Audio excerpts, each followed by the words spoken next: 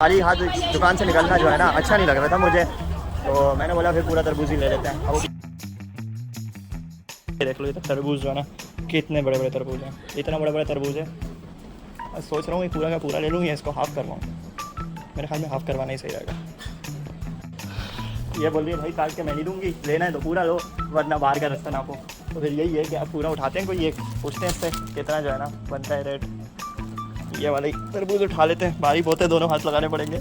अब ये जो है ना वज़न हो रहा है इसका 19.6 पूरे तरबूज का जो वज़न है वो यार मेरे ख्याल में 10 किलो के करीब तो होगा।